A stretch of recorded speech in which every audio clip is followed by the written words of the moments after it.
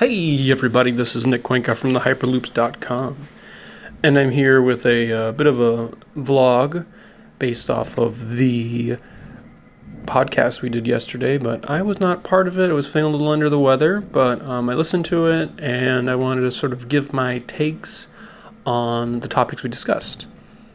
If you haven't listened to it, check it out. I'll leave a link in the description.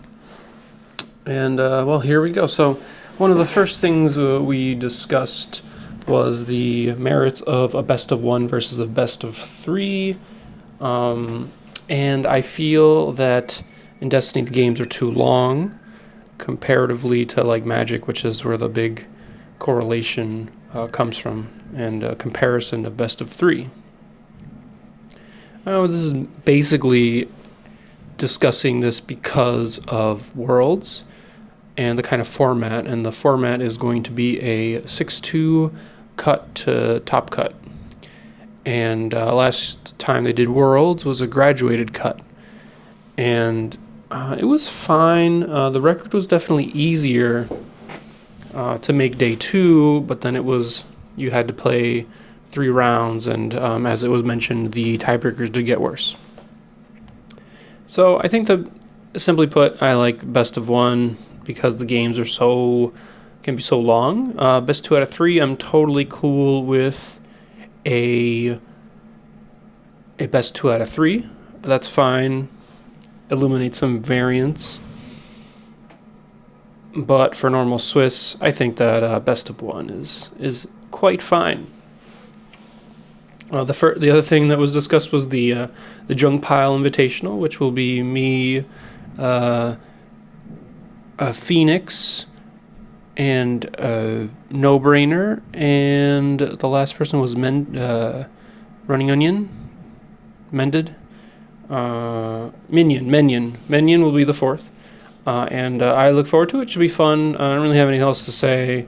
I'm honored to be mentioned. I think that I've definitely loved the making the junk piles and trying my best. So one thing I'd like to point out is you have been looking at the Hyperloops Instagram, just because I needed something to put in the background, and I'm going to be scrolling through, giving you some funny pictures. This one that you're watching is from the Nova Open, which you may not have seen, but I'll let you read it and figure it out. So another topic we were discussing was Raylo and its position in the meta, and how good it was, and that sort of thing. There are a lot of variations, a lot of cards that people have tried, and I personally have a strong feeling that if nothing happens at World, and nothing happens with the Holocron, it would be a top deck. And actually, I feel, I'm going to get to this in a second, but I do feel there is something coming down the pipeline, which has been hinted at by Matt Holland, actually today, a little bit after the podcast. So they didn't have the luxury of knowing that Matt Holland had made a comment on a question basically asking, hey, is there going to be an update to the Holocron? And it was essentially put that, yes, there will be an update. Whether or not that is going to be nerfs, buffs, clarifications on rules or cards or ratas, whatever, we don't know. I think that knowing that there is an update coming is my money's on something happening. But anyways, I guess I'll segue from Raylo into that because I'm speaking about it. What exactly is going to happen? It's all speculation, really, but if you love playing that game, I'll do it quickly. I think something's going to happen to the droids. I don't know what it's going to be. It might be point increase. I feel like that might just be one of them. Like, one of them might get a point increase, like either C-3PO or R2. I think that would be a nice fix. I think that Watt is going to get a hit. I think he's the most egregious of the characters. You see him both in Afra and in Jabba. He's just too good for 9 points. It's basically 9 points, and you get an extra die, and that die ends up being quite good for the cost. You know, then his die just looks insane. And sure, you have to build your deck a certain way, but those cards that you're building with are already pretty good, so you're not really sad about it. After that, it becomes a little more unclear. That would be my two big guesses: is something in the droids and something in there. After that, I'm not sure. I know a lot of people have talked about Entourage maybe possibly being too good, and I definitely see the argument for Entourage being too good. I don't really know what it could do.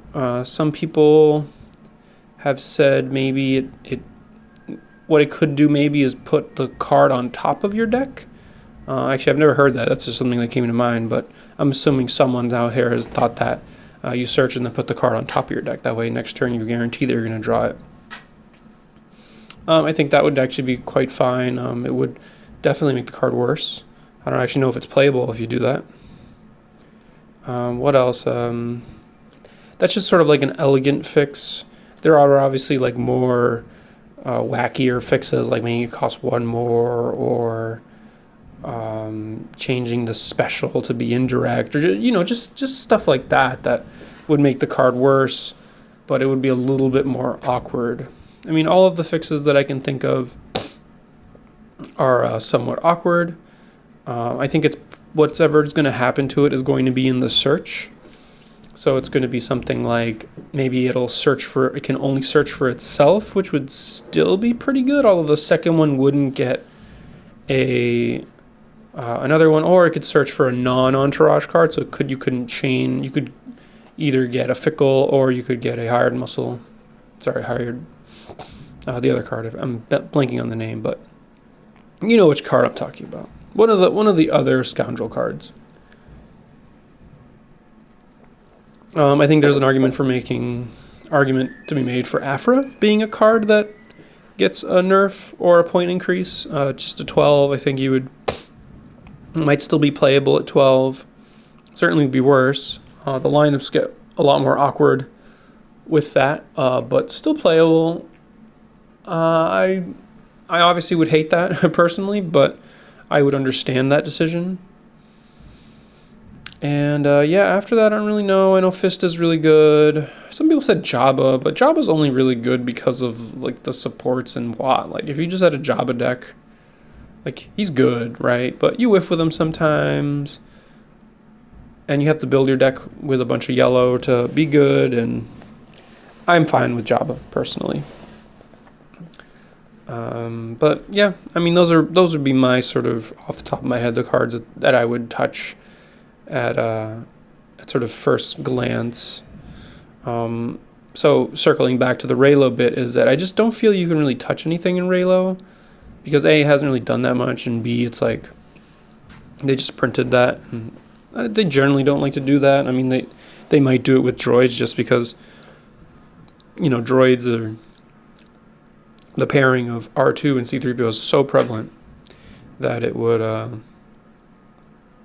that it's just kind of like an obvious sort of like, oh. And I think they touched on this in the podcast that that the casual or just less competitive players have been complaining about that, and it is a perceived sort of stagnation of the format and a perceived sort of homogeneous format, even though like three decks are droid decks, R2 C-3PO decks. So they're not necessarily the same deck. They're slightly similar. I think Satine is very different than the other two.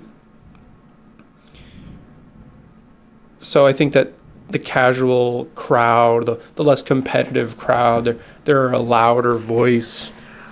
And I think also it's just kind of an obvious thing to see all these R2 and C-3PO decks and see like, oh, well, maybe we made this too good. I think initially when I saw the cards, I thought they were just too insane and too good. And I partially think that they might be too good, but I think the format is... I wouldn't be upset if they did either or. I'll play whatever. I would like to see the change sooner rather than later. I'm not excited to play right now because any work that I do may in fact be changed. And a lot of my focus is actually going to decks that I'm pretty sure are not going to be touched. Stuff like Raylo and Palp decks. I feel are pretty safe because they already did the nerf to the Palp, Force Lightning, and Raylo I don't think will get touched because it just hasn't done that well right now. But it is one of those things where Reflex pointed it out in the podcast that I agree with 100% is not necessarily the changes to the format. It sort of has a rippling effect on what you do after that. So you change these two cards and this other card pops up. And I think Honestly Sarcastic also mentioned this, that if you take droids away but you don't touch anything else, then you're just going to see a bunch of villain. And so if you do touch droids, I think you have to touch definitely Watt, I would say, is like a big offender. And then I could see a case for Afra, those two cards getting point increases, just to sort of mix it up a little bit. So yeah, Matt Holland did have a little teaser on Facebook about that. So nothing crazy. Just someone asked, "Hey, is there going to be a thing?" And he said yes. So, all right, let's see here. So I sort of started talking about this: the competitive versus the casual, or the less competitive. And I feel that I don't really care about these distinctions too much personally. I find myself to be a very competitive player, but I've become softer on this. I really value the fun that I have at these events. I stopped playing Magic because it just kind of stopped being fun. It was too much of a grind. Like getting on the Pro Tour is kind of a grind. You kind of feel like you have to play all the time. I'm not about that life. And maybe something that suffers in Destiny, where I might not be one of the top 5 players or top 10 or whatever you want to call it. And I don't care. I mean, I have a wife, and I have to worry about the operations of the Hyperloops, and I have to worry about my 7 to 3 job, and I also run an eBay store, and I'm a very social person outside of gaming, so I hang out with like my roommate, we play video games, I have my like other best friend, and I like to do a bunch of different stuff. I consider myself a jack of all trades, master of none. Hey, there's a picture of me at Nova. I rented a bike and it was fun.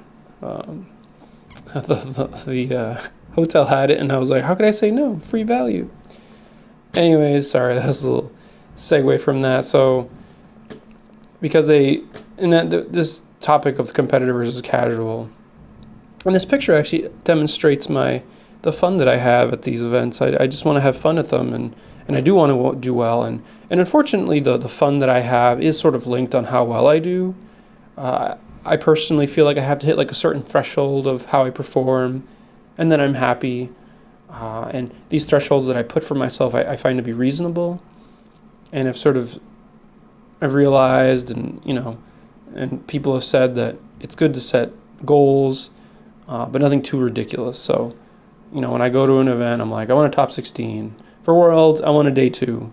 To say like, I want to win the whole event, and you feel unhappy that you don't, it's not a realistic goal. Even Reflex mentioned this in the podcast, that and I think even Honest Sarcastic said that you have to run well to win a tournament. Like you could have like a busted deck and be the only one playing it, but that's rarely the case.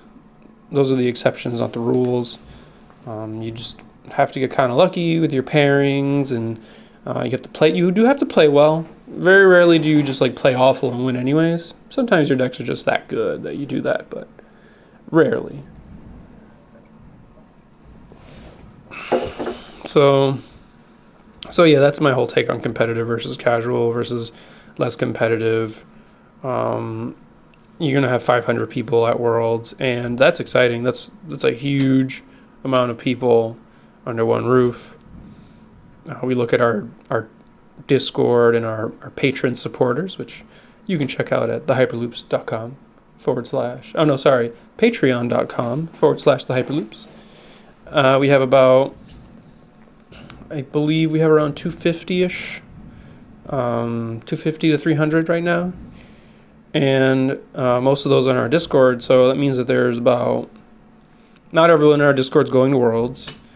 And you're going to have maybe, I don't know, like 100 of those players from our Discord going to be there roughly. I haven't actually done a head count, but we actually have the number somewhere with people who are going to our, we have sort of a Hyperloops meetup that we're paying for. And if you're a Loops member and you're going to Worlds, you check it out. Pay attention to the Discord. We have all the details there. And so it's you have all these players that maybe aren't really interested in winning the whole thing. They do want to play well. They want to have fun, have good games. Someone in our Discord said the word, it's like an FFG con. So a lot of people will be playing X-Wing and Destiny, and a lot of those players end up having like a main game they play, and they play one on the side. And then they have the side events that they can play in, and that's all fun, Like you have a weekend, you take your weekend off, you work hard, and you want to go play some games, hang out with your buddies. I mean, I don't hate on that. Some people might hate on that, or I don't know if necessarily hate on that is the right term, but maybe, I don't know, it's just like a lifestyle, like we do this for the community. We do this because we love it. If I didn't love it, I wouldn't do it. And even though my approach to managing that whole thing isn't necessarily the same as like everyone else, I still do feel like I'm a big part of the community, and I feel like everyone in the community is part of my life too. So, yeah, I mean, that's pretty much all I wanted to talk about in regards to that. I mean, just have fun. Have fun with it. It's your journey. Whatever you want to do. If you want to grind out like 10 hours a day prepping for Worlds, testing out like, a couple decks, and then like the week before you lock in and you test 10 hours a day, and, you can't sleep because of that one or two cards that you're going to think about, and you're worried that you like missed like a broken deck or whatever. That's fine. If you just, you already know what deck you're going to play, you're like, oh, I want to play Reylo because, I love The Last Jedi. It was my favorite movie, and I want to play Reylo. I love the seeing them fight together. I like to reenact, and maybe I want to play, the flavor battlefield of Snoke's throne room. Whatever you want, man. Just as long as you don't, I feel like, just don't hate on anyone else and love each other and all that good stuff. Yeah, I don't really know what else to say about it. I pretty much have said everything I wanted to say, but if you have any questions or comments, please leave them underneath this video. Let's scroll down here. Oh yeah, that's our set Nova. Oh yeah, I'm looking real cheesy there. That's our little thing here, and that's the thing that the die that Bobo won. So yeah, thanks a lot, and as always, may the rolls be with you.